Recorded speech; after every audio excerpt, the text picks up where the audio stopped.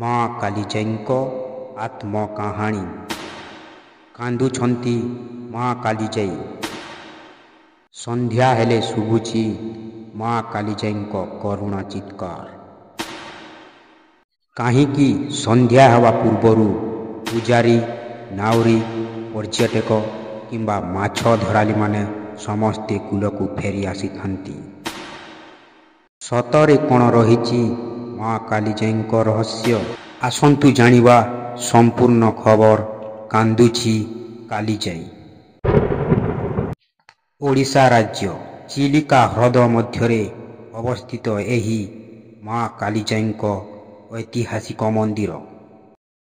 ଏହି ମନ୍ଦିରଟିକୁ 1717 ମସିହାରେ ପାରିକୁଦର ରାଜା ଶ୍ରୀ ଜଗନ୍ନାଥ ମାନସିଂହ ନିର୍ମାଣ କରିଥିଲେ।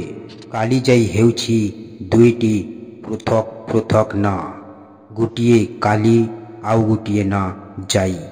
କାଳି ହେଲା ହିନ୍ଦୁ ଧର୍ମର ପ୍ରତ୍ୟକ୍ଷ ଅଧିଷ୍ଠାତ୍ରୀ ଦେବୀ ମା କାଳୀ ଏବଂ ସ୍ଥାନୀୟ ଅଞ୍ଚଳର ବାଣପୁରର ଏକ ସାଧାରଣ ଝିଅ ଜାଇ।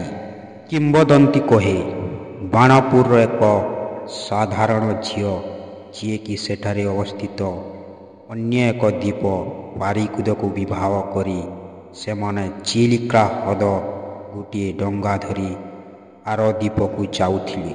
ସେତେବେଳେ ଏକ ଭୟଙ୍କର ଝଡ଼ ଆସିଥିଲା ଏବଂ ସବୁ ଓଲଟ ପାଲଟ କରିଦେଇଥିଲା। ଝଡ଼ର ମାତ୍ରା ଏତେ ତୀବ୍ର ଓ ପ୍ରଖର ଥିଲା ଯେ ଡଙ୍ଗାଟି ସମ୍ପୂର୍ଣ୍ଣ ଭାବରେ ପାଣିରେ ବୁଡ଼ି ଯାଇଥିଲା ଏବଂ ଡଙ୍ଗାରେ ଥିବା ଡଙ୍ଗାବାଲା, ଜାଇ ଏବଂ ଜାଇର ବାପା ସମସ୍ତେ ପାଣିରେ ବୁଡ଼ି ଯାଇଥିଲେ।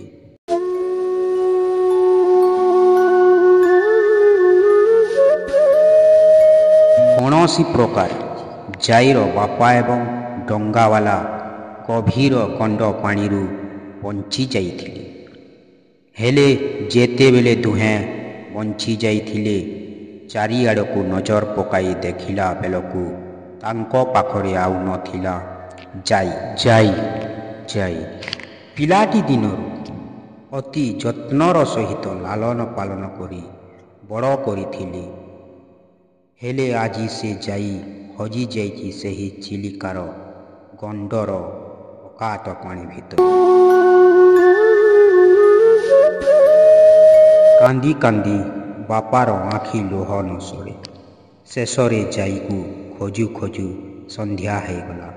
ଶେଷରେ ଜାଇକୁ ନ ପାଇ ଘରକୁ ଫେରି ଆସିଲେ ଜାଇର ବାପା ଓ ଡଙ୍ଗାବାଲା। ଏପଟେ ଜାଇ, ଯାହାର ଆତ୍ମା ଚିଲିକା ହ୍ରଦରେ ଅଶାନ୍ତ ହୋଇ ବୁଲୁଥାଏ, ଅଶାନ୍ତ ହୋଇ ଚିତ୍କାର କରୁଥାଏ, ମୋତେ ବଞ୍ଚାଅ, ମୋତେ ବଞ୍ଚାଅ, ମୁଁ କାହାର ଦୋଷ କରିଛି, ମୋତେ କେହି ହେଲେ ବଞ୍ଚାଅ। ଏମିତି ଅନେକ ଦିନ ଗଲା। ସ୍ଥାନିକ ନାବିକମାନେ ଏବଂ ମାଛ ଧରୁଆଳିମାନେ ମାଛ ଧରିବା ପାଇଁ ଚିଲିକା ହ୍ରଦ ମଧ୍ୟକୁ ଗଲେ ଓ ସେଠାରେ ଜାଇର କାନ୍ଦିବା ସ୍ୱର ସେମାନଙ୍କୁ ଶୁଣିବାକୁ ପାଇଲେ। ମନ୍ଦିର ମାସକ 30 ଦିନ ମଧ୍ୟରୁ କେବଳ 21 ଦିନ ଖୋଲା ରହି ପୂଜା ପାଇଥାନ୍ତି ଓ ସନ୍ଧ୍ୟା ହେବା ପୂର୍ବରୁ କାଳିଜାଇ ଦ୍ୱୀପରେ କେହି ରହନ୍ତି ନାହିଁ।